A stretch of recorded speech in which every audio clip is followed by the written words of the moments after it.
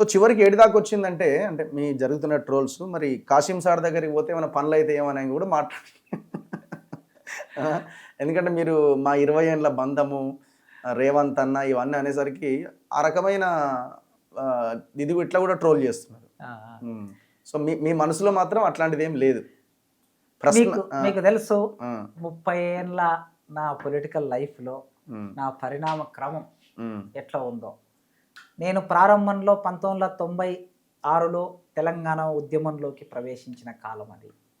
Degree చదువుతున్న రోజుల్లో తెలంగాణ ఉద్యమంలోకి ఆకుల భూమయ్య గారి నాయకత్వంలో తెలంగాణ జనసభ నిర్మాణం చేసుకొని బెల్లిలతో మేమందరం కలిసి పనిచేస్తున్న రోజుల్లో ఉమ్, ఆనాడు తెలంగాణ ఇష్టం లేని పాలకులు ప్రైవేటు గ్యాంగులతో మమ్మల్ని బెదిరించడానికి ప్రయత్నం చేశారు. ఆ రోజు నయీం స్వయంగా ఫోన్ చేసి నీకు నయం ఫోన్ చేసి నయీం ఫోన్ చేసి నన్ను నా భార్యను చంపేస్తానని పేపర్లో ప్రకటన చేశాడు.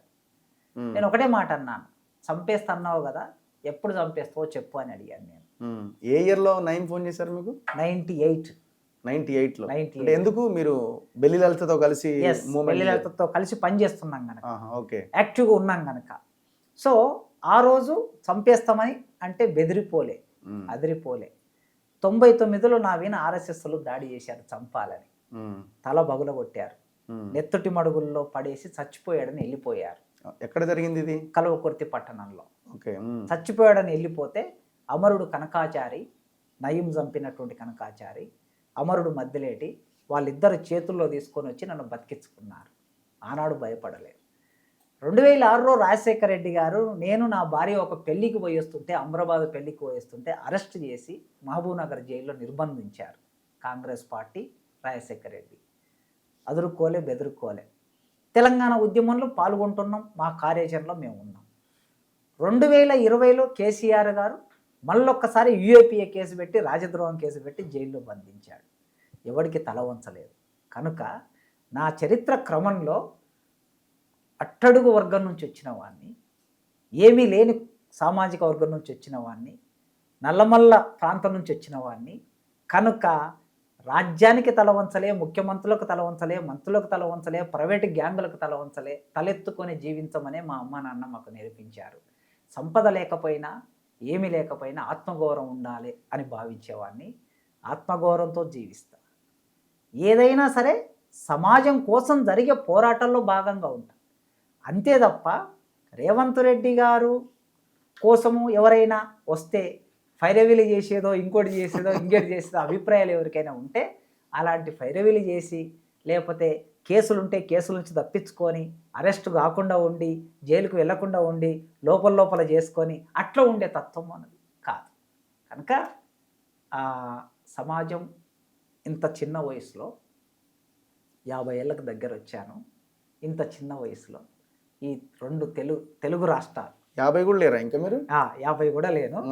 2 తెలుగు రాష్ట్రాలు తమ గుండెల్లో పెట్టుకొని ప్రేమించి, అన్నం పెట్టి, జ్ఞానాన్ని ఇచ్చి, పోరాటాన్ని నేర్పినటువంటి 2 తెలుగు రాష్ట్ర ప్రజలకి నేను రుణపడి ఉంటా. ఆ ప్రజలు ఇంత చిన్న వయసులో ఇచ్చారు. ఇంతకన్నా ఇంకా కావాల్సింది ఏమీ లేదు. కనుక ఈ జీవితం ప్రజల కోసం ఇదే పద్ధతిలో కొనసాగుతుంది. నా దగ్గరికి ఎవరన్నా వస్తే, అన్యాయం జరిగినటువంటి వాళ్ళు నా దగ్గరికి వస్తే పోరాటం చేద్దామని రండి, మీతో పాటు కూర్చుంటా. రోడ్డు మీద కూర్చుందామా, ఇందిరా పార్క్ దగ్గర కూర్చుందామా, ముఖ్యమంత్రి ఇంటి దగ్గర కూర్చుందామా, ఎక్కడైనా పర్వాలేదు, పోరాటం చేద్దామని రండి. ఫైరవీలు అనేటటువంటివి అవి నా స్వభావానికి నచ్చని. ఇప్పుడు కాంట్రవర్సీ అవుతుందని మీకు అనిపించలేదా సార్? నేను ఇట్లా మాట్లాడితే, అంటే ఈ వర్డ్ నేను, ఈ వాక్యం నేను ఉపయోగిస్తే అని. మీరు మేధావులు కదా, మీకు ఒక అంచనా ఉంటుంది కదా.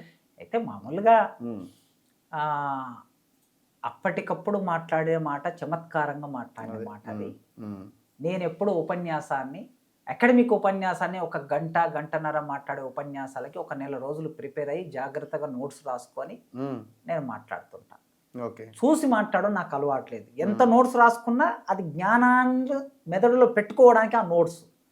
మాట్లాడేటప్పుడు ఫ్రెష్గా మాట్లాడుతుంటా నేను. అది నాకున్న అలవాటు. సో ఇది అప్పటికప్పుడు 2 నిమిషాలు మాట్లాడడం కోసము అదేదో ప్రోటోకాల్లో భాగంగా వచ్చినటువంటి అవకాశం. అప్పుడు మాట్లాడాను. చమత్కారంగా మాట అనాలనిపించింది, మెదడు ఆ మాటలు అనిపించింది అన్నది, అంతే. దానికి విపరీత అర్థాలు, ఉద్దేశాలతో మాట్లాడింది లేదు. ఉద్దేశాలు ఆపాదించి విపరీత అర్థాలు ఎవరైనా తీస్తే నేను చేయగలిగేది కూడా లేదు. Anyway thank you sir, thank you Thank you. Thank you very much. ఇది ప్రొఫెసర్ కాసిం సార్ ఇస్తున్న క్లారిటీ. చూస్తూనే ఉండండి మన తొలి వెలుగు.